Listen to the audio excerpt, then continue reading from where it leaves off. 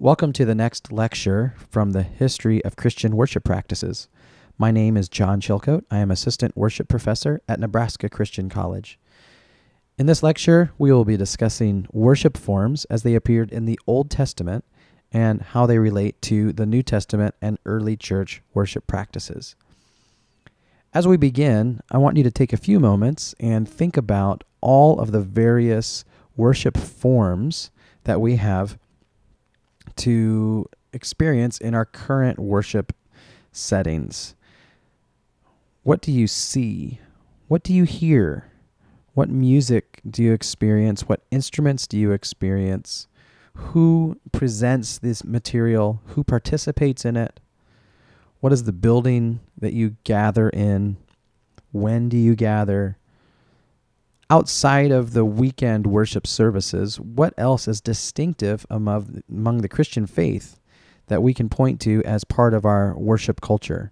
Whether it's a season, whether it is a language, whether it is daily devotion time, that personal reflection and time in the scriptures and prayer. Take a moment, even pause this lecture if you want, and jot down 10, 20, 30 different worship forms that you experience in your worship, personally and corporately.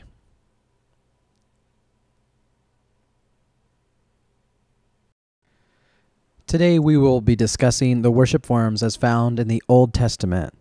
That video clip was from the musical The Fiddler on the Roof, which was written in 1971, but depicts Jewish culture in Russia in the turn of the 19th to the 20th century. And in many ways, the Jewish culture still retains these traditions in various degrees, depending on how conservative or how liberal the Jewish family is.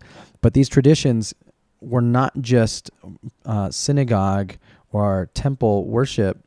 They were worship traditions and rituals that lasted through the entire culture. The boys, the girls, the men, and the women all had their roles within their worship. So let us review again the worship forms that we will be discussing today as we look at Old Testament worship and how it relates to early New Testament and early church Christianity. The worship forms, again, are baptism and initiation, how you joined the church, how you became an official part of the Christian religion and faith, the Eucharist or the Lord's Supper, the Lord's table or communion, prayer, daily prayer, liturgical prayer, when and how you would pray, the Christian time, including the Sabbath, the weekly rhythms of the church, the seasonal expressions of faith, including festivals and holy days, and the liturgical calendar and year. Pastoral rites, including reconciliation with the church, healing, marriage and burial, leadership of the church hierarchical structure with pastors, elders, deacons, and other ordained and non-ordained leadership roles. Preaching, how the Word of God was shared and when and how it took place within the worship gathering. The music of the church, an obviously expressive worship form that itself evolved over time in scope and in function and in focus within the worship services. And finally, architecture. Where you met and what the building looked like, internally, externally, and so forth. Although we will be primarily concerned with Christian worship in the public setting, we'll begin briefly by touching on Old Testament worship. Since most of the early Christians were Jews, they brought a lot of their old worship traditions of the temple and synagogues with them into this new focus of their worship, the Messiah, Jesus Christ. So how did the Jewish people worship in the Old Testament? In order to understand how and why the first Christians worshipped the way they did, we need some context to their worship history. James White writes, "The primary liturgical document in any period is the worship of the community itself." So worship took place from the very beginning of creation, even though the Old Testament worship didn't reach its climax until Solomon and the temple. Worship took place from the very beginning of creation, even though Old Testament worship doesn't reach its climax until Solomon and the temple. People in the ancient times basically responded to a God who was seeking a relationship with them. They would build altars and offer sacrifices. The first offering we find is in Genesis 4, 2-5, when Abel offered an acceptable offering to God, while his brother Cain offered one that was unacceptable, supposedly because of wrong motives. Later, God made a covenant with Abraham and promised him that he would become a father of a great nation, and that all of the nations would be blessed because of him. Abraham responded to God by building an altar as a way of remembering this promise. In Genesis 28, Jacob had his encounter with God and responds by making an altar with the rock that he slept on, pouring oil on it, and promising to obey God.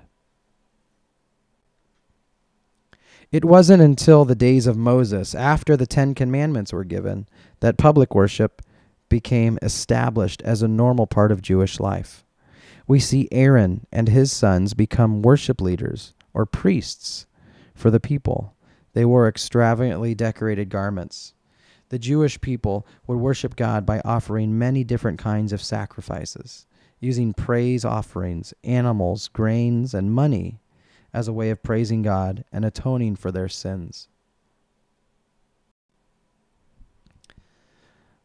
The visible presence of God was seen in the Ark of the Covenant that has also held the 10 Commandments on stone tablets.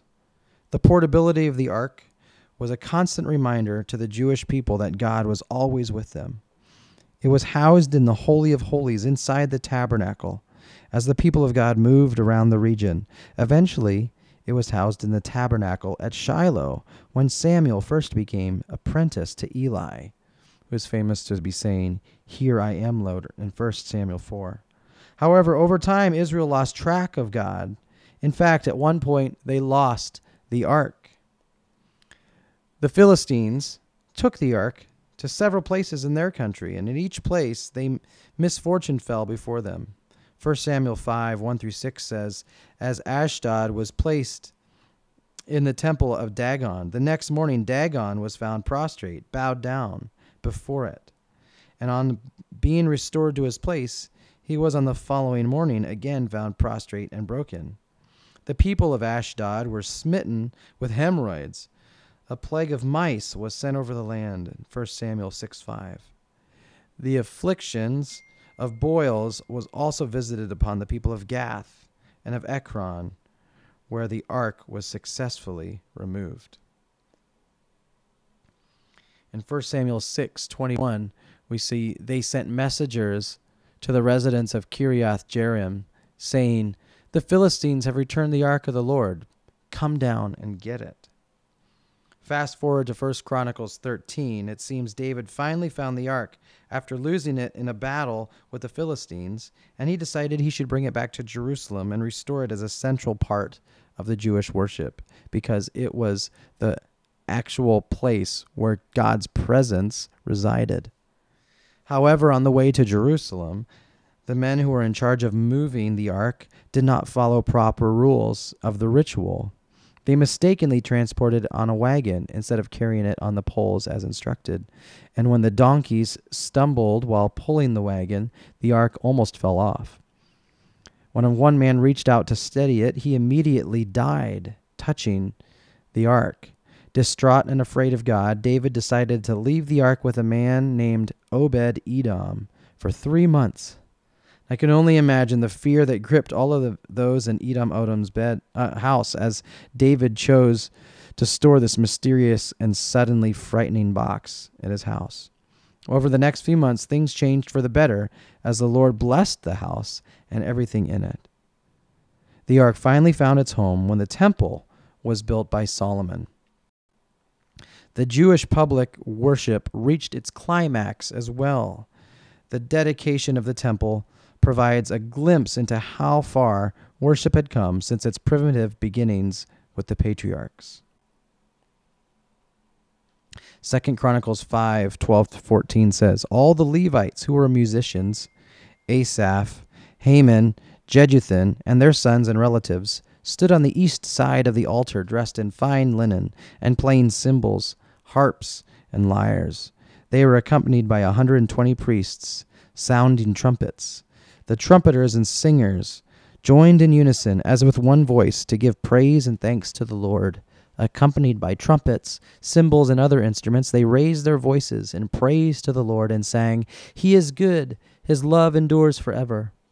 Then the temple of the Lord was filled with a cloud, and the priests could not perform their service because of the cloud, for the cloud of the Lord filled the temple of God." This was lavish and powerful worship, but it was all centered in the remembrance of the goodness of God throughout their history. Being reminded of the story of God's provisions was central in their worship.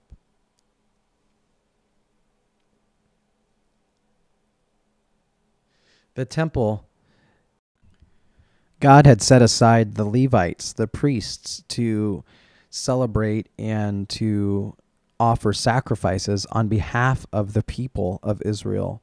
So we see this sacrificial, tabernacle, temple-centered worship. The temple became the central place for worship of the entire land, and their acts of worship included music, solos, anthems, shouting and dancing, processions, playing musical instruments, some preaching, some telling of stories of Israel's history, petitions and prayers, vows, promises, creeds and confessions, sacred meals, ceremonial washing, and silence. There are rituals and ceremonies, feasts, and sacrificial offerings. These were all developed to remind people of their sinfulness and God's faithfulness, mercy, and love.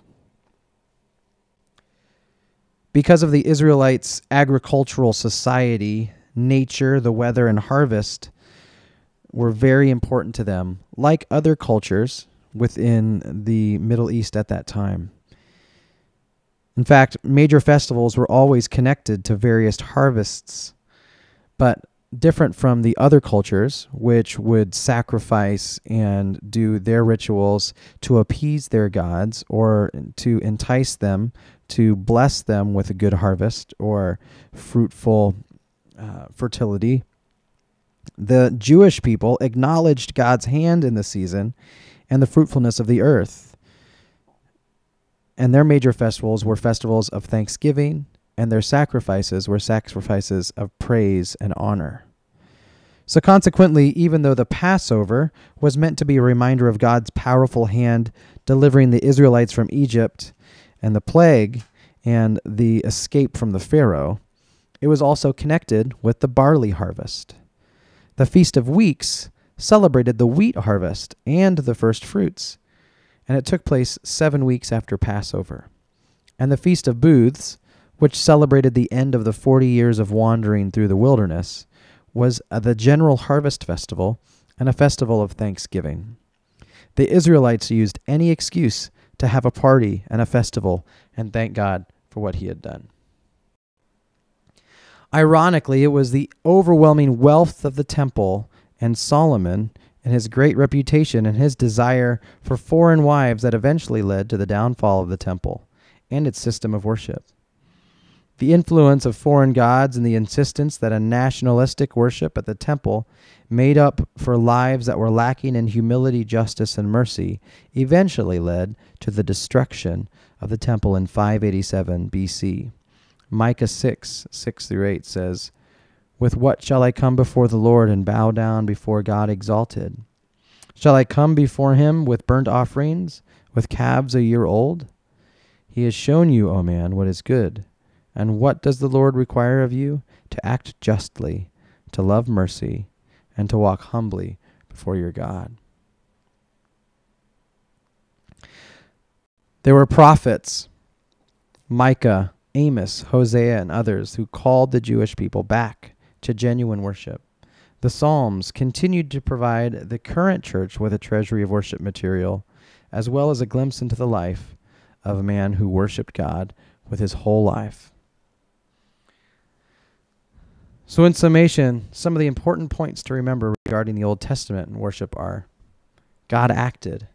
The people of God responded by giving something or building something to remember God's action. So offerings, altars, and sacrifices.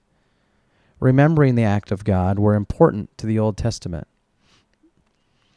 Worship that had began as a personal response to God eventually became standardized as various offerings and sacrifices were celebrated corporately by the Jewish people. And the culmination of Old Testament worship was seen in the temple in its extravagant, varied, and almost wasteful response to God. In the final analysis, God does not want to hear our public worship if our personal lives are not marked by obedience to Him.